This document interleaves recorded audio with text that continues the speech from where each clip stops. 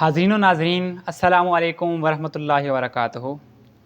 آپ کا میزبان عدیل مقبول ایک نئی ویڈیو اور ایک نئے محبت بھرے پیغام کے ساتھ لے کر حاضر ہے،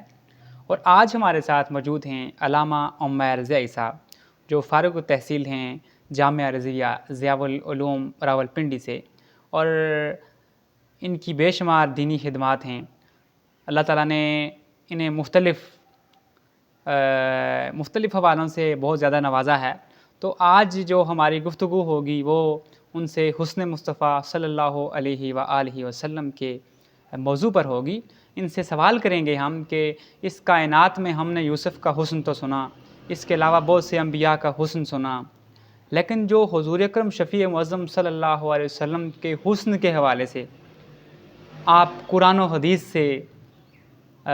ہمیں بتائیں گے کہ اس کائنات میں سب سے حسین ترین چہرہ جو ہے وہ چہرہ والضحیٰ ہے، اس حوالے سے ہم جانتے ہیں علامہ عمیر ضیائی صاحب سے۔ جی وعلیکم السلام ورحمۃ اللہ وبرکاتہ۔ بہت شکریہ جناب محترم عدیل مقبول صاحب، اللہ پاک آپ کو جزائے خیر عطا فرمائے۔ میں آپ کی وساطت سے اپنے ناظرین کو یہ بتاتا چلوں کہ اللہ رب العزت نے اس کائنات کے اندر سب سے حسین و جمیل، سب سے محجبین اپنے محبوب کو بنایا ہے، اور میں اس ربائی کے ساتھ اپنی اس مختصر سی آج کی اس گفتگو کا آغاز کر رہا ہوں۔ عاشق نے اس کی بڑی خوبصورت بات کی، اس نے کہا کہ سر سے لے کر پاؤں تک تنویر ہی تنویر ہے،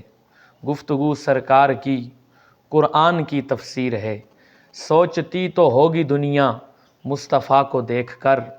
سوچتی تو ہوگی دنیا مصطفیٰ کو دیکھ کر، وہ مصور کیسا ہوگا جس کی یہ تصویر ہے۔ محترم حاضرین و ناظرین، شاعر دربار رسالت مآب صلی اللہ علیہ وآلہ وسلم جناب حسان بن ثابت رضی اللہ تعالیٰ عنہ،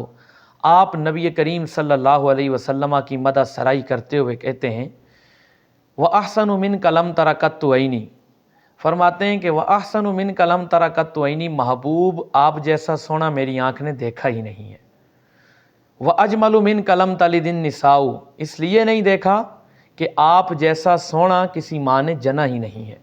خُلِقْتَ مُبَرَّأً مِنْ كُلِّ عَيْبٍ، رب نے اپنے محبوب کو ہر عیب سے پاک پیدا فرمایا ہے۔ کَأَنَّكَ قَدْ خُلِقْتَ كَمَا تَشَاءُ، جناب حسان بن ثابت حضور نبی کریم صلی اللہ علیہ وسلم کی تعریف و توصیف بیان کرتے ہوئے عرض گزار ہیں کَأَنَّكَ قَدْ خُلِقْتَ كَمَا تَشَاءُ، اللہ نے اپنے محبوب کو گویا ایسے بنایا ہے جیسے خود محمد مصطفیٰ کی مرضی تھی۔ اب جناب جابر رضی اللہ تعالیٰ عنہ حضور کے صحابی ہیں، آپ فرماتے ہیں کہ میں چاندنی رات میں اللہ کے پیارے نبی صلی اللہ علیہ وسلم کے ساتھ تھا، آپ نے حلہ حمراء اپنے جسم اطہر پر لیا ہوا تھا اور آپ زمین پر لیٹے ہوئے تھے، تو کہتے ہیں چاندنی رات تھی، روایت کا مفہوم میں عرض کروں، چاندنی رات تھی، فرماتے ہیں میں کبھی چاند کو دیکھتا، کبھی اللہ کے نبی کے چہرے کو دیکھتا، کبھی چاند کو دیکھتا، کبھی اللہ کے نبی کے چہرے کو دیکھتا، بالآخر میں نے فیصلہ یہ کیا کہ یہ جو فرش کا چاند ہے،